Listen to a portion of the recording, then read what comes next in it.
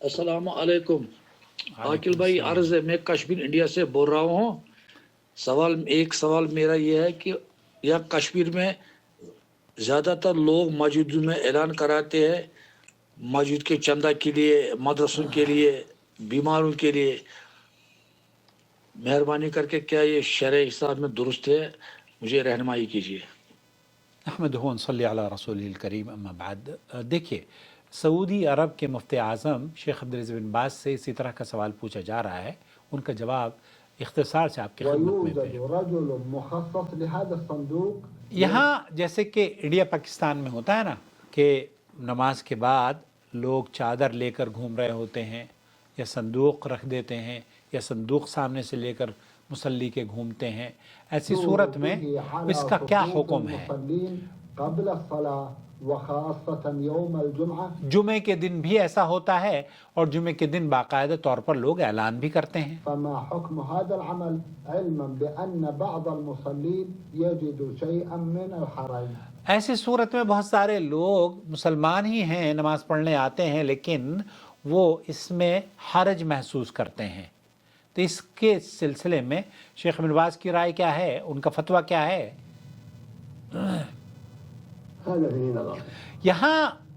یہاں اس مسئلے میں شیخ ابن باز یہ فرما رہے ہیں کہ ہمیں سوچ و وچار سے اور ایک ایسی تفصیل طلب مسئلہ ہے یہ جو کہ آپ کی نظر میں کر رہا ہوں اس وقت۔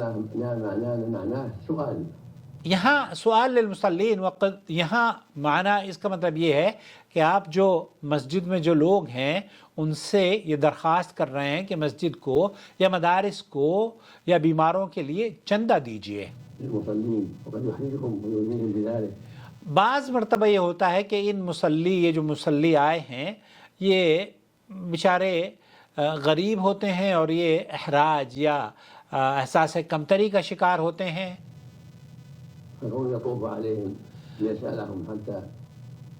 اور ایک آدمی ان کے سامنے سے گزرتا ہے اور وہ چندہ جمع کرتے ہوئے اکٹھا کر رہا ہوتا ہے، لوگ اس میں چندہ ڈالتے ہیں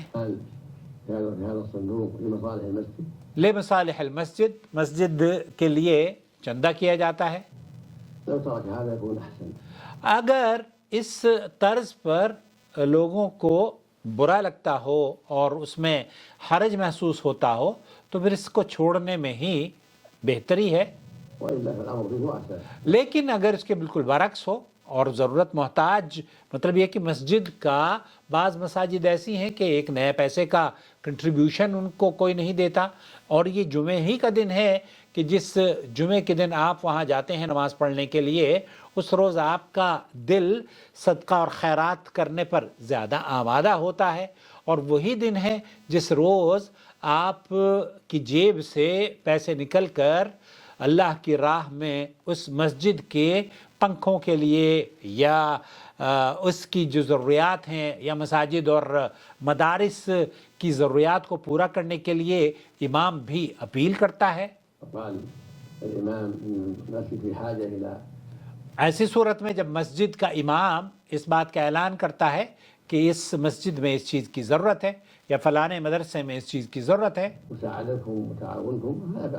تو ایسی صورت میں ہم یہ نہیں کہیں گے کہ یہ کوئی قبیح عمل ہے، فلا بأس بذلک، اس میں کوئی حرج کی بات نہیں ہے۔ یہ اعلان امام اور مسجد کے ذمہ دار کی طرف سے اگر ہے اور وہ کمیٹی جو کہ مسجد کی کمیٹی ہے اس کی نظر میں، کیونکہ بہت سارے ممالک میں، سعودی عرب میں اس طرح کے اعلانات پر پابندی ہے، آپ اپنے ملک میں اگر آپ کی اجازت دیتی ہے آپ کی حکومت اور کوئی قباحت نہیں ہے، وہاں کا جو نظام ہے وہ اس نظام کو فالو کرتے ہوئے یہ اعلان کیا جا رہا ہے، تو شیخ بن باز فرما رہے ہیں فلا باس، پھر اس میں کوئی حرج کی بات نہیں ہے، کیونکہ یہ چیریٹیبل وہ اپیل ہے، مشروع خیر پروجیکٹ ہے، اور ایسے خیر کے پروجیکٹ کو تعاون کرنا چاہیے۔ یہ وہ جو صندوق لے کر یا چادر لے کر یا ٹوپی لے کر جو مصلی کے سامنے سے گزرا جاتا ہے اور لوگوں کو ڈسٹرب کیا جاتا ہے. شیخ بن باز یہ کہہ رہے ہیں کہ بہتر یہ ہے کہ وہ نہ کیا جائے بلکہ اس کو کسی اور منظم طریقے سے کیا جائے. بلکہ میں علی گڑھ میں گیا تو علی گڑھ میں مجھے بہت پسند آیا. انہوں نے آپ جب باہر نکلتے ہیں تو وہ جو ہوتا ہے نا بار کوڈ لگایا ہوا تھا مسجد کا. تو میں نے بار کوڈ لیا اور جو مجھے دینا تھا وہ میں نے ٹرانسفر کر دیا. بہت ایزی ہے. بجائے اس کے تو بار کوڈ آپ لگا دیں مسجد کے دروازے پر. یہ زیادہ ایزی ہے آج کل, سیکیور بھی ہے.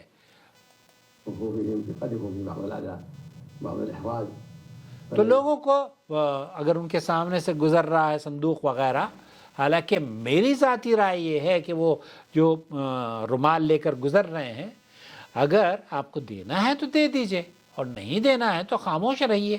آپ تو ایک ایسے کام میں آپ کی خاموشی تعاون کے طور پر ہوگی کہ اس پہ بھی انشاءاللہ اجر ملے گا آپ کو.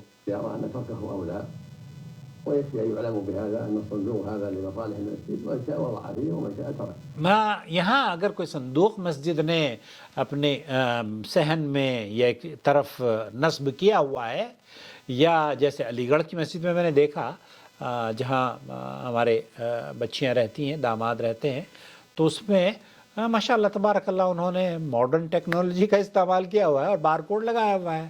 ہم نے اس کو ایسے کیا تو اس میں وہاں کی جو مسجد کے ذمہ دار ہیں ان کا اکاؤنٹ ڈیٹیل آ گئی تو اس میں ٹرانسفر کر دیا. تو یہ زیادہ مناسب ہے.